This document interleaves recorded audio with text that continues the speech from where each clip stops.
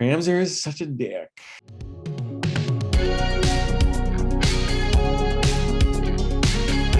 What's up, everybody? Welcome back to Taste Like Music. Jason, Joe, and Kramzer here. Porcupine Tree week. We have finished ranking the 11 studio albums of Porcupine Tree, and now we are each going to give you our 10 favorite Porcupine Tree songs, and it is Kramzer's turn to kick it off. Yes, it is. This is a new addition to the channel. It's been in my life for a long time. We're calling it the hate stick. Whenever I don't have one song that I actually like in my top 10, I bring it out. Thus, it is out for Porcupine Tree. Idiot Prayer, number 10, kicking it off for me. Well, I don't like when this happens, but there's a floaty synth part that comes in and it picks up the beat, and then it moves on this really serene, peaceful note, and then it gets wild at the end. Number 9, I've got Lazarus. Pretty simple ballad. Generic? Yes. Well done? Sure. Nice atmosphere, nice piano. Number 8, Octane Twisted, which is part of the Incident. It's a movement, but I'm counting it as a song. Cool, flowery little lead, and then it gets heavy. Has a cool diesel kind of guitar fire to it. Number 7, the Incident part of the Incident. Cool, big riff. Kind of cool, like 90s 9 Inch Nails, David Fincher kind of vibe. Very sinister and gross sounding. Number 6, Every Home is Wired. I'm guessing this will be on Joe's list because he mentioned how cool the vocal layering and arrangements were. It almost has like a John Anderson from Yes kind of vibe. Nice, pretty acoustic and slide guitar. Some great harmonies, really transient sound. Number 5, How Is Your Life Today? Playful, kind of 60s psychedelia, great vocal layering and earring childlike alluring piano part. Number 4, Lips of Ashes. Got a really cool acoustic part and sound. That CSNY or like America harmony thing is kind of back. I like that. It's one of the only highlights for me if you watch the album's video. Number 3, Creator has a master tape. I like the wild and crazy sections propelled by the bass and that swarm of buzzing bees type of buzzsaw sound with all the guitars. Number 2, Sentimental. Nice little piano and keys and mystical background to it, and actually really cool percussion for a change. One of the only songs where their percussion stood out, and just good changes of texture and scenery. Number 1, though, Sleep Together. Closer, good intensity. Love how fired up the strings in the orchestra get at the end. There's a good bit of attitude behind it, while also being somewhat delightful and melodic, but I still don't really like it. All right, my top 10. Going to start at number 10 with Jupiter Island, a weird poppy tune from the debut. Nothing like their later work. It really reminds me of the song Brian Eno by MGMT, like I said in the previous video. Also kind of like really early Syd Barrett era Pink Floyd, a little on that track as well. Number 9, I've got My Ashes, which has a really cool vibe to it with these really interesting keyboard sounds. Sound a lot like Zeppelin's No Quarter, but I really like that sound, the kind of delayed electric piano. Number 8, I've got Lazarus, which is a piano ballad, a nice tune, builds nicely. There's even like what sounds like some pedal steel on it and some strings. Pretty cool. Number 7, I've got Halo, one of their heavier tunes. This one probably has the best and most memorable chorus. Cool bass line too during the verse. Number 6, I've got Where We Would Be. Really nice acoustic tune, big open sounding chords. Really cool guitar solo on it as well with a really interesting guitar tone. If you saw the previous video, one of my big issues often is their guitar tones, but I think that one is very good.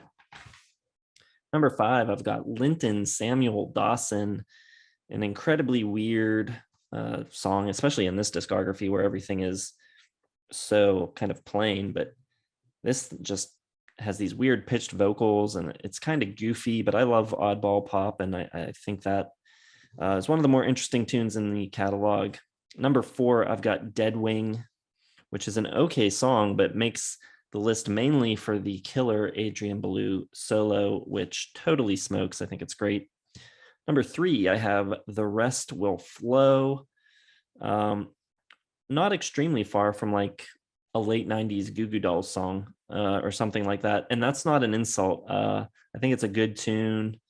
There's also a part of it that sounds a little like Filter's Take a Picture as well. So it's got that kind of like late 90s acoustic pop thing. Number two, I've got She's Moved On, which has a cool, ominous riff paired with a strong chorus, some nice vocal layering to strengthen Steven Wilson's vocal delivery. And then my number one is Don't Hate Me. Again, it's an okay song, but I think it's made a standout by a guest. Theo Travis plays flute and sax and turns it into a pretty cool jazz prog odyssey. Really dig the sax on it, especially. Right? Cool.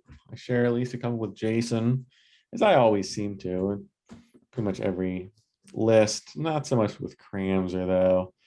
Number 10, I think Kramzer called this one a turd.